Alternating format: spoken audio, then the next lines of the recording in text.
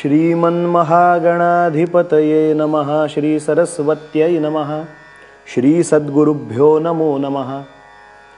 ब्रह्मानन्दं परमसुखदं केवलं ज्ञानमूर्तिं द्वन्द्वातीतं गगनसदृशं तत्त्वमस्यादिलक्ष्यम् एकन्नित्यं विमलमचलं सर्वधी साक्षिभूतं भावातीतं त्रिगुणरहितं सद्गुरुं तन्नमामि।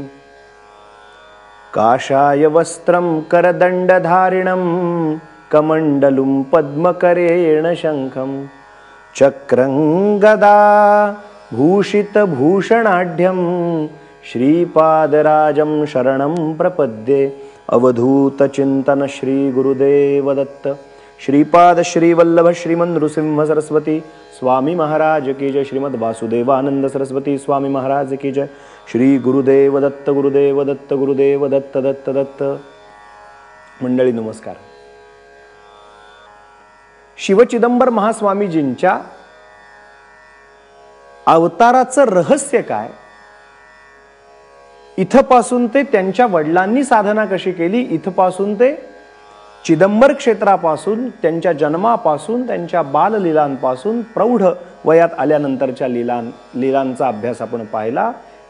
त्यांच्या तरुण वयात त्यांनी केलेल्या काही काही ज्या दिव्य लीला आहेत त्या पाहिल्या। त्यांचा गृहस्थाश्रम कसा धन्य होता ते पाहिलं। त्यांच्या सहवासात आलेल्या विठाबाई असतील, भक्त राजाराम असतील, एकापेक्षा एक एक जे काही शिवशास्त्री असतील, जे त्यांच्या चरणारविंदी अनन्य असे शरण आले, त्यांना त्यांनी कशा पद्धतीने कृपानुग्रह केला आणि त्या प्रत्येक शिष्यावरती शिवचिदंबरांनी साक्षात दत्त स्वरूप असलेल्या, शिवस्वरूप असलेल्या, अत्रिपुत्र दत्तात्रेयांच्या स्वरूप असलेल्या शिवचिदंबर महास्वामीजींनी कशी कृपा केली, या रसाळ चरित्राचं वर्णन आपण करत करत 57 वर्षाचं संपूर्ण आयुष्य जगल्यानंतर महास्वामीजींनी महासमाधी कशी घेतली, मृत्यूवरती विजय कसा मिळवला, मृत्यूच्या नंतरही आपल्या लीला, दिव्य लीला कशा दाखवल्या, हे आपण पाहिलं। शिवचिदंबरांसारख्या अधिकारी महापुरुषांनी दत्त संप्रदाय कसा वाढवला, हे आपण सातत्यपूर्ण पाहिलं। आता या संपूर्ण दिव्य भव्य अशा चरित्राचे सांगता करत असताना जे चिदंबर नाव आहे, लीला तर आपल्या लक्षात राहतीलच राहतील, परंतु आपल्याकडे एक सुंदर शब्द आहे, नामस्मरण। म्हणजे काय हो, तर नाम आणि स्मरण। नाम कोणाचं घ्यायचंय, तर ज्याला रूप आहे, ज्याला दिसणं आहे, ज्याचं व्यक्त होणं आहे, ते जे व्यक्त होणारं स्वरूप आहे त्याला काही ना काहीतरी नाव आहे। ज्याला आकार आहे त्याला काहीतरी नाव आहे। तसंच शिवचिदंबर म्हणून जे आकाराला आलं, शिवचिदंबर म्हणून जे प्रख्यात झालं, ते शिवचिदंबर हे नाम झालं। सद्भक्तांनी त्यांनी केलेले चमत्कार न लक्षात ठेवता त्यांचं जे दिव्य नाव आहे ते नावाचं स्मरण करायचं आहे। म्हणून कलियुगामध्ये लोकांचं चित्त कसं स्थिर होईल, लोकांना मुक्ती कशी मिळेल, असा एक विचार भगवान महादेवांच्याच मनात निर्माण झाला होता। आणि ते नाव शिवचिदंबर हे नाव हृदयात पक्क ठेवून पुढची वाटचाल करायची। परमकृपाळू परमेश्वराला अशी काळजी वाटली की लोकांचा उद्धार कसा होईल, लोकांना मुक्ती कशी मिळेल, म्हणून परमेश्वरांनीच आपली जी दिव्य शक्ती होती, ईश्वरी शक्ती होती, ती नामामध्ये समाविष्ट करून ठेवली। बघा, नामामध्ये एवढी ताकद आहे की रूप नंतर येतं, पण रूपाच्या आधी नाम पोहोचतं। आणि केवळ नामाच्या प्रभावाचा परिणाम असा होतो की अमुक अमुक येणार आहेत असं फक्त नावाची घोषणा झाली, ती व्यक्ती अजून पोचलेलीच नाही, फक्त नाव पोचलं तरी सुद्धा गोष्टी कार्यान्वित होतात, गोष्टींमध्ये बदल घडायला लागतात।